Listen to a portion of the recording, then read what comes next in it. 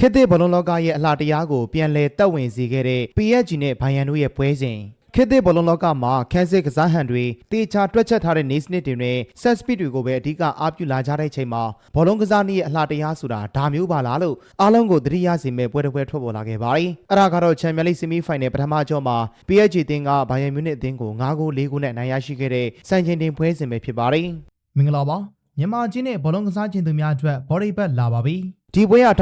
1959-60ရာသီတုန်းကဖရန့်ဖတ်ကရိန်းဂျာအသင်းကို6ဂိုး3ဂိုးနဲ့နိုင်ခဲ့တဲ့ပွဲပြီးရင်ဥရောပဖလားသမိုင်းကြောင်းတစ်လျှောက်ဂိုးအများဆုံးသွင်းယူနိုင်ခဲ့တဲ့ဆီမီဖိုင်နယ်ပွဲစဉ်အဖြစ်မှတ်တမ်းဝင်သွားခဲ့ပါပြီပထမပိုင်း45မိနစ်အတွင်းမှာအကျိတ်နဲ့ရှီလုံးခဲ့ပြီးနှစ်သင်းပေါင်းသွင်းဂိုး9ဂိုးထိမြင်တွေ့ခဲ့ရပါတယ်။ Harry Kane ရဲ့ပယ်နယ်တီသွင်းဂိုးကို Kvaratskhelia ကချေပခဲ့ပြီး Joao Neves, Olise, Dembele တို့ရဲ့သွင်းဂိုးတွေနဲ့အတူပထမပိုင်းမှာPSG က3ဂိုး2ဂိုးနဲ့ဦးဆောင်နိုင်ခဲ့ပါတယ်။ဒုတိယပိုင်းမှာလည်း PSG က Kvaratskhelia နဲ့ Dembele တို့ရဲ့သွင်းဂိုးတွေနဲ့အတူ9ဂိုး2ဂိုးထိဖျက်ပြေးသွားနိုင်ခဲ့ပါတယ်။ဒါပေမဲ့ဂျာမန်လိရဲ့ချန်ပီယံဘိုင်ယန်မြူနစ်တို့ကလည်းအရှုံးမပေးဘဲအိုဘာမီကာနိုဒီယက်စ်တို့ရဲ့သွင်းဂိုးတွေနဲ့9ဂိုး4ဂိုးထိကပ်လိုက်လာနိုင်ခဲ့လို့ဒုတိယကြော့မြူနစ်မြေမှာဆက်ပြီးရင်ခုန်ရအောင်ပါပါ။ PSG တင်းရဲ့နီးပြလူးဝစ်အင်နရစ်ကတော့ဒါဟာနီးပြဘဝ15နှစ်တာကာလအတွင်းအကောင်းဆုံးနဲ့စိတ်လှုပ်ရှားစရာအကောင်းဆုံးပွဲတစ်ပွဲပါပဲလို့ဝန်ခံခဲ့ပါတယ်။ဘာပဲဖြစ်ဖြစ်ဒီပွဲဟာဗိုလ်တပူနေ့မှာကစားမဲ့နောက်တဲ့ဆီမီဖိုင်နယ်ပွဲစဉ်ကခန်းစစ်အားပြုအာဆင်နယ်အသင်းနဲ့အက်တလက်တီကိုမက်ဒရစ်တို့အတွက်ကတော့သတိထားစရာဖြစ်လာခဲ့ပါတယ်။အာဆင်နယ်လိုခန်းစစ်မှာကြောတဲ့အသင်းအတွက်ဒီလိုတိုက်စစ်စွမ်းဆောင်ရည်မြင်မာတဲ့အသင်းတွေကအန္တရာယ်ဖြစ်လာမလား